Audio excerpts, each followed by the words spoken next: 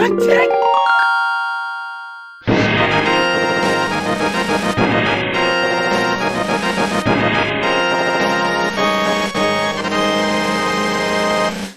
Hello and welcome back to recreating The Legend of Zelda: A Link to the Past inside of Minecraft. Before we get into recreating two enemies, I want to announce that we will now be creating longer videos at a slower pace. To accomplish this without stretching an 8-minute video about one item, we will combine multiple items, enemies and other features in one episode. I'll also try to add more humor to the episodes since one of you depressed fucks said the video should be funnier, so thanks a lot. Videos will now be published monthly, and feedback is always welcome. Let's start by creating an enemy, more specifically the Armos, and no, I'm not talking about these big dudes, those are another nightmare to tackle in like 3 months. These smaller variants protect the entrance to the dungeon containing the big version. From afar they may seem like nothing more than statues, well they are statues, but they're sentient. When you get close, they wake from their deep slumber and start bouncing toward you. Scientists have yet to figure out how massive stone statues can lift themselves up the ground like this, but remember that this is Minecraft, so nothing is realistic here. With that out of the way, let's first get to coding their movement in Minecraft, as that is where I start with making every new enemy. First the enemy is coded and then a model is applied. This is also why we'll use a placeholder model while coding the enemy AI.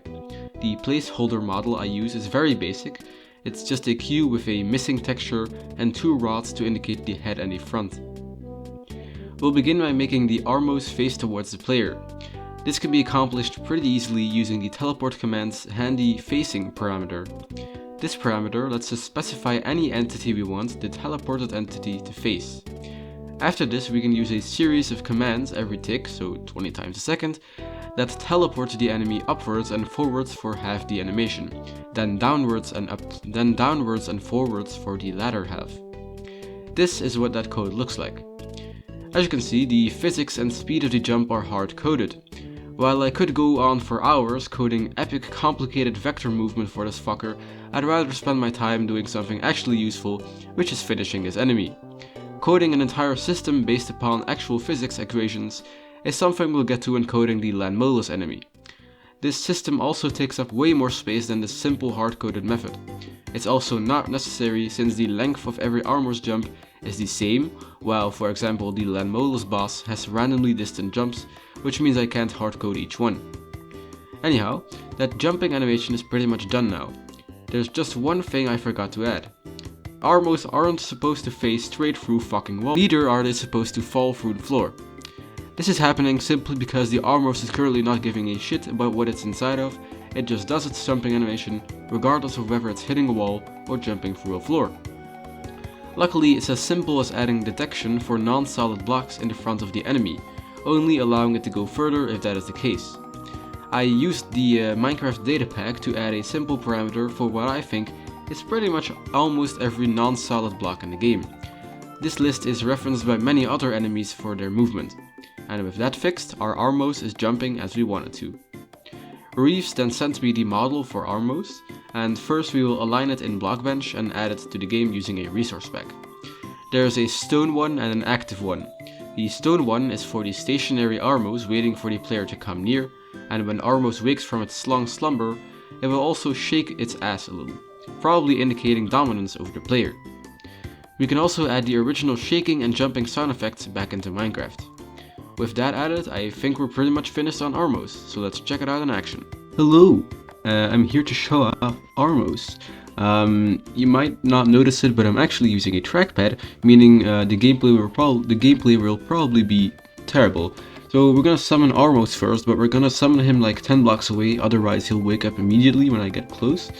So we're gonna run this command like 10 blocks away from me. Run function, a link to the past, summon /Armos, here he is. That was a WhatsApp message, maybe. There he is, so as you can see he's looking very smug. Where's his face? I think it's this way. Okay, there we go. There he is.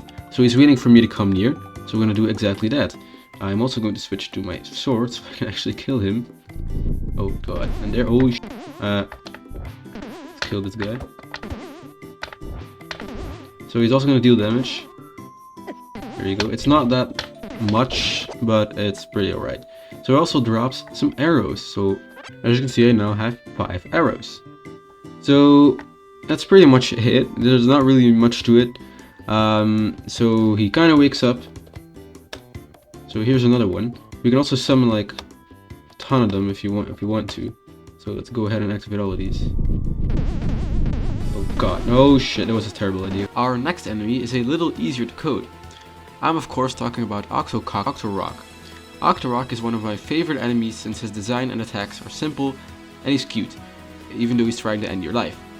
For his movement, we'll use the Silverfish's default AI movement, which is as easy as just teleporting our model to the Silverfish every tick. Next, we need shooting. We can tell Octorok to shoot a projectile, whatever this brown thing is, at a certain interval. The ball of diarrhea then somehow keeps slowly flying until it hits a player or a wall. If it hits a player, we will hit that player and delete the projectile. If it hits a wall, we will just make the shit ball vanish into irreality. That's about it for Octorok's coding. Reeves then created this absolute chunky boy of a model, which I quickly implemented in the game. And oh, I forgot to mention that the brown shit flying diarrhea is a player head I found online. Let's watch Octorok shoot his brown balls in action. Alright, so next we're showing off Octorok. This one's pretty similar. We're once again gonna summon him 10 blocks away because why not? And there he is. So his model's really good. Reeves said he wanted to change it because it didn't look so great, but I think it looks pretty great. He's kind of fat and stuff.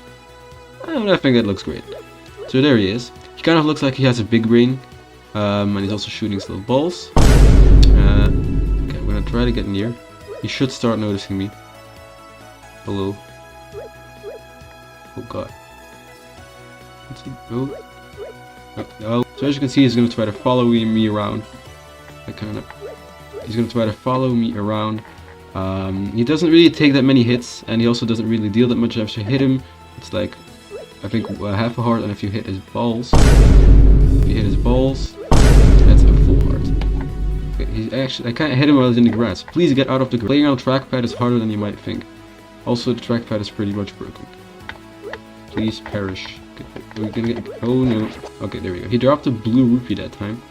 There we go. How many rupees do I have? I have 84 rupees apparently. Great stuff. So that is Octorok. Pretty hard to beat on trackpad, but I think he turned out pretty good. His balls aren't actually brown, so I'm sorry if I disappointed you with his non-brown balls. And there we have 2 more enemies fully coded. In the next video we will discuss the Aether Medallion, Quake Medallion, and a few other items. Let me know what you think of this new style of devlogs. If my jokes are funny, they probably are, and don't forget to subscribe for more.